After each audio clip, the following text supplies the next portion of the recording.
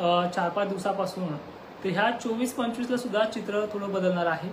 यावेळी नंदुरबार जिल्हा, धुळे, जळगाव, खान्देशकडे देखील पावसाची मजल वाढताना आपल्याला यामध्ये दिसते। व्हिडिओला तर सुरुवात करणारच आहे, पण सुरुवाती अगोदर काही महत्त्वाच्या गोष्टीकडे देखील आपल्याला टाळलं जाणार नाही, त्या गोष्टी देखील तुम्ही शांतचित्ताने ऐकायच्या आहेत। त्या म्हणजे अमेरिकेचं षडयंत्र, आपण त्याला षडयंत्रच म्हणणार, हार्प तंत्रज्ञान। या हार्प तंत्रज्ञानाचा याच्यामध्ये मी मागे उल्लेख केला, काहीतरी मोठा हात आहे ज्यामुळे ला निना अजूनही 2 महिने ला निना शांत होत नाहीये।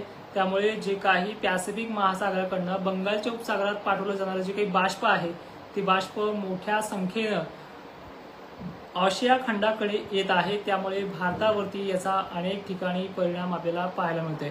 साहजिकच आहे, दक्षिण भारत हा अजून 20 ते 25 दिवस परेशान राहणार आहे। त्यात महाराष्ट्राच्या बऱ्याच शेतकऱ्यांना त्याचा फटका देखील बसणार आहे। मित्रांनो, हा जरी पाऊस आपण पाहिलाय 26 तारखेपर्यंत आहे, पण यानंतर सुद्धा तो कमीत कमी हा ऑक्टोबर पूर्णच करायचा अंदाज दिसतोय। या पलीकडेही जाऊन सांगायचं म्हटलं तर ह्या सगळ्या गोष्टी आपल्या शासकीय हवामान खात्याला सुद्धा माहिती आहेत, आपल्या शासनाला देखील माहिती आहेत, पण यावरती कोणीही पाठपुरावा करायला दिसत नाहीये। तर चला आता पुढची परिस्थिती बघूयात। आज संध्याकाळी सुद्धा म्हणजे 22 ऑक्टोबरची संध्याकाळ साक्री, धुळे परिसरात मुसळधार पाऊस काही ठिकाणी भाग बदलत पद्धतीनं राहील आणि हे असं चित्र भाग बदलत पद्धतीनं उद्या सुद्धा 23 ऑक्टोबरला आहे। त्यामध्ये सगळ्यात बळीचा बकरा बनतोय हुबळी, कर्नाटकचे अनेक जिल्हे अतिवृष्टी, तर महाराष्ट्रामध्ये जे झालंय ओला दुष्काळ, तर ह्या भागांना देखील तो पाहायला मिळणार आहे। कर्नाटकमध्ये जवळपास 90% कर्नाटक उद्यापासून म्हणजे 22 ते 23-24 पर्यंत अतिवृष्टीच्या रडारवरती येतो आहे।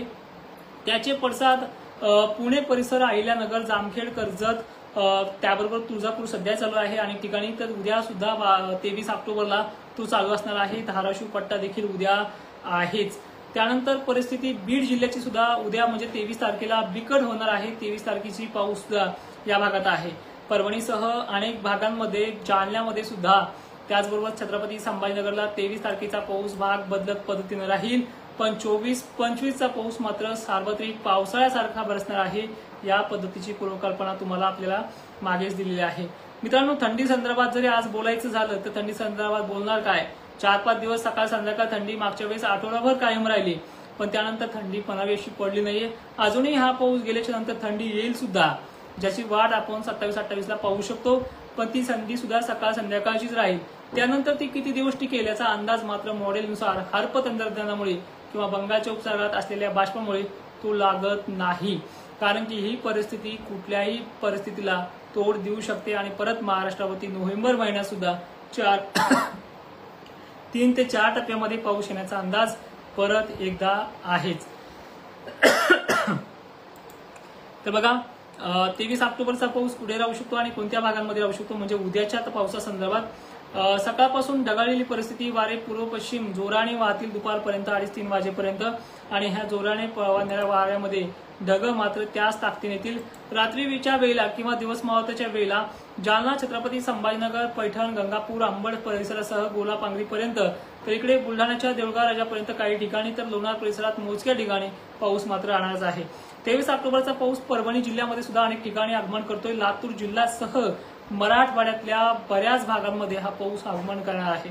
मित्रांनो, धाराशिव पट्टा तेच पुणे पट्टा सुद्धा उद्या झोडपून काढण्याचा अंदाज आहे। सांगली, सोलापूर, कोल्हापूर, कोकण किनारपट्टी, मुंबईला सुद्धा ह्या पावसाचं थैमान 23 ऑक्टोबरच्या संध्याकाळपर्यंत नक्की पाहायला मिळेल। हा पाऊस जरी आपल्याला अवकाळी वाटत असला तर याच्यामध्ये वारं काहूर देखील राहण्याची शक्यता आहे। त्याचबरोबर 24 तारीख काय पराक्रम करते याबद्दल देखील आपल्याला लक्षात घेणं महत्वाचं आहे। 24 तारखेला वाऱ्याचा प्रवाह जर आपण पाहिला तर नॉर्मली काम करेल, पण याच्यामध्ये मुसळधार पावसाचे रडार येणार आहेत पैठण, गंगापूर आणि वैजापूर। याचबरोबर अहिल्यानगरचे दक्षिणेकडील सारोळा, कर्जत, श्रीगोंदा परिसर देखील या पावसाचे रडार होतील। सोलापूरला मात्र पुन्हा अतिवृष्टीचा इशारा 24 तारखेला परत आपण देण्याचा प्रयत्न करतोय, कारण की ह्या तारखेला या ठिकाणी एलपी प्रेशर नावाचं एक सिस्टम या सुद्धा भागात अचानक निर्माण होण्याची शक्यता आहे। जवळपास सोलापूरला अनेक शेतकऱ्यांनी फोन केला होता की आम्हाला थोडा पाण्याची आवश्यकता आहे, ते थोडं नाहीये, अति मुसळधार पावसाची नोंद होईल। मी विदर्भात आणि खानदेशच्या जिल्ह्यांकडे येतोय, पण जसा तारीख आहे तसं तुम्हाला मी सांगण्याचा प्रयत्न करतो आहे। तर मित्रांनो, कोल्हापूर, सांगली, सोलापूर याच भागाबरोबर लातूर, निलंगा पट्ट्यासह अंबाजोगाई, केज, परळी, उदगीर, श्रीर, अंतपाल, अहमदपूर परिसराचा समावेश आहे. तर पण या परिस्थितीनुसार नांदेड सुद्धा जवळपास सर्व जिल्ह्यांमध्ये सर्व तालुक्यांमध्ये आपला प्रभाव टाकतो आहे. जालन्याला 24 तारीख दुपारनंतर पावसाची राहील. 24 आणि 25 ला कापूस वेचणी शेतकऱ्यांना अडचणीत आणू शकते. म्हणजे कापसाचे भोतं भिजणं किंवा शेतकऱ्यांच्या पिकांवरती त्याचा परिणाम होणं साहजिकच आहे. छत्रपती संभाजीनगर ते नाशिक, वैजापूर, धुळ्याचा साक्रीकडील भाग देखील पावसाच्या रडारवरती आहे. याचबरोबर आपण अनेक भागांचा जर समावेश पावसाच्या रडारवरती जर सांगायला लागलो तर तुम्हाला आश्चर्य वाटेल. कारण की चंद्रपूर जिल्हा, यवतमाळ जिल्हा, हिंगोली जिल्हा, वर्धा जिल्हा, वाशिम जिल्हा सुद्धा, याचबरोबर बुलढाणा जिल्ह्याचा देखील समावेश होत आपल्या जळगाव, धुळ्याकडे देखील हा मजल मारतोय. सरळ आणि थोडक्यात सांगायचं म्हटलं तर ह्या 2 दिवसामध्ये म्हणावं असं तर 3-4 दिवसामध्ये महाराष्ट्रातला मराठवाडा हा 80% पार होण्याचा अंदाज आहे.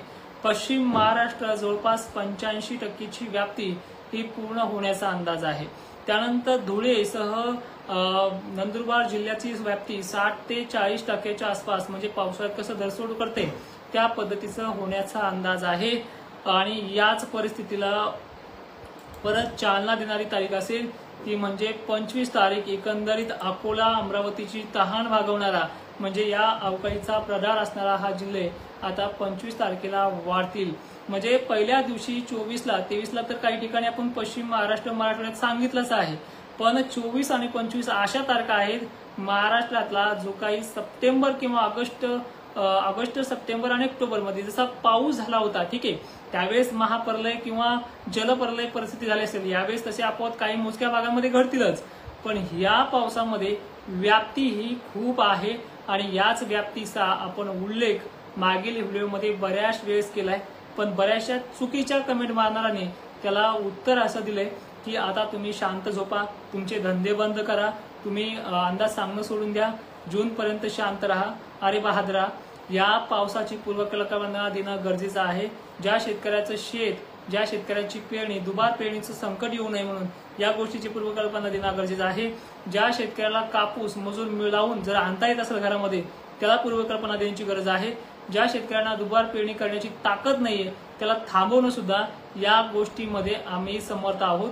पुण्याच्या 4-2 कमेंटमुळे अंदाज थांबवणारा तोडकर नाहीये.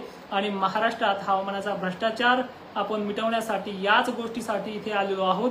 आणि एक गोष्ट सांगतोय मित्रा, चुकीची कमेंट अगोदर करण्या अगोदर कुठल्याही कंपनीला, कुठल्याही बोगस कंपनीला आपण अजूनही झोपलो नाहीयेत.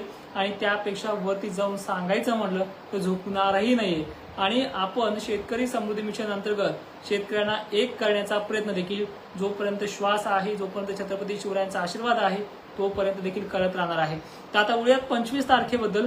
25 तारखेला जवळपास महाराष्ट्रातले एकंदरीत सर्वच जिल्हे पावसाच्या रडावरती आहेत.